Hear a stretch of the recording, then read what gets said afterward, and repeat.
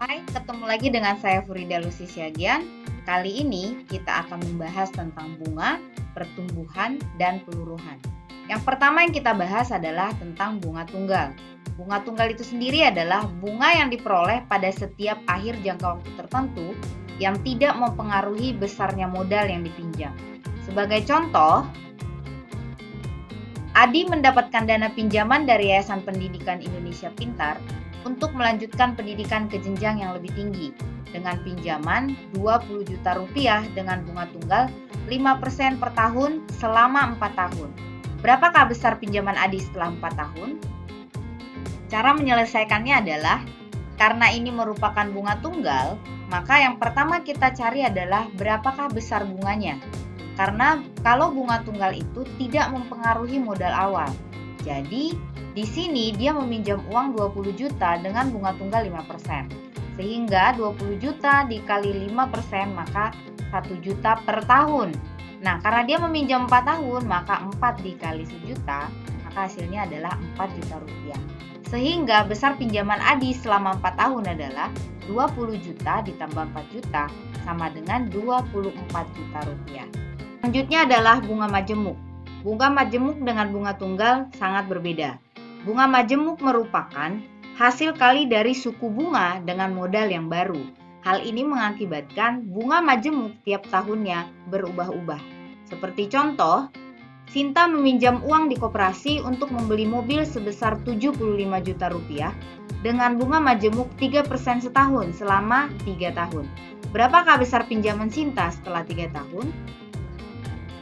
Cara menyelesaikannya adalah besar pinjaman Sinta 75 juta rupiah. Bunganya 3% selama 3 tahun. Maka caranya adalah bunga di tahun pertama itu 75 juta dikali 3%, maka besar bunganya adalah 2.250.000. Sehingga besar pinjaman Sinta pada tahun pertama 75 juta ditambah 2.250.000 menjadi 77.250.000. Nah, pada tahun kedua kita hitung lagi bunganya. 77.250.000 kita kalikan dengan 3%. Hasilnya adalah 2.317.500. Maka besar pinjamannya pada tahun kedua adalah 77.250.000 ditambah 2.317.500 menjadi 79.567.500. Nah, kita cari lagi nih bunga tahun ketiga. 79.567.500 dikali 3%, maka bunganya 2.387.025 rupiah. Maka besar pinjamannya kita jumlahkan lagi 79.567.500 ditambah 2.387.025 rupiah menjadi 81.954.525 rupiah. Itulah besar pinjaman Sinta setelah 3 tahun. Materi selanjutnya adalah pertumbuhan. Pertumbuhan merupakan penerapan dari konsep barisan dan deret geometri naik. Nah, rumus dari pertumbuhan itu sendiri adalah AN sama dengan A0 dikali 1 ditambah I pangkat N. AN itu sendiri adalah nilai pada periode ke N, AO itu adalah nilai awal, I adalah persentase pertumbuhan, dan N adalah periode pertumbuhan. Seperti contoh, suatu kota memiliki jumlah penduduk pada tahun 2016 sejumlah 6 juta jiwa. Jika tingkat pertumbuhan penduduk kota tersebut 2% per tahun, maka jumlah penduduk kota tersebut setelah 3 tahun ada. Cara menyelesaikannya adalah AO-nya adalah 6 juta, I-nya adalah 2%, maka kita masukkan ke rumusnya. AN sama dengan AO dikali 1 ditambah I dikali N. AO-nya tadi adalah 6 juta dikali 1 ditambah, kenapa 0,02? Karena dia 2%. 2 per 100 itu sama dengan 0,02. Pangkat 3 gitu ya. 6 juta, 1 ditambah 0,02 itu adalah 1,02. Maka 1,02 pangkat 3 hasilnya adalah 1,061208. Kita kalikan dengan 6 juta, maka hasilnya adalah 6.367.248 jiwa jumlah penduduk setelah 3 tahun.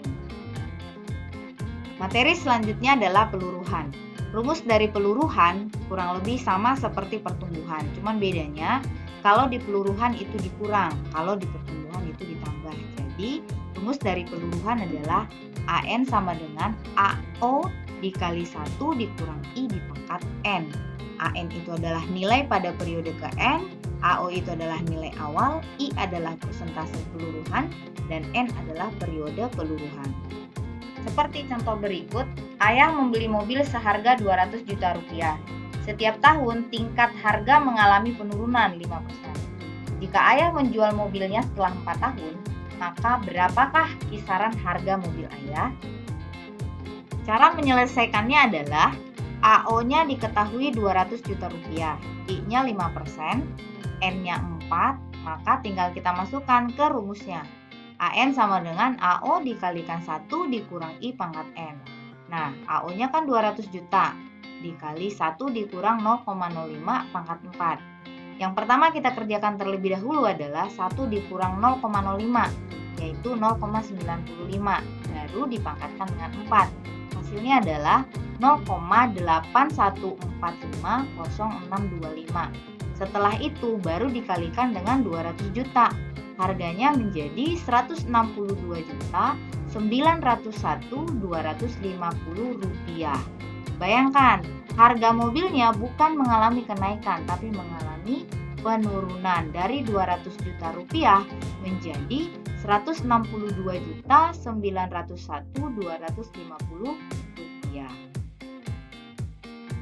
Sekian materi dari saya. Semoga bermanfaat buat kalian semua. Terima kasih. Sarangi.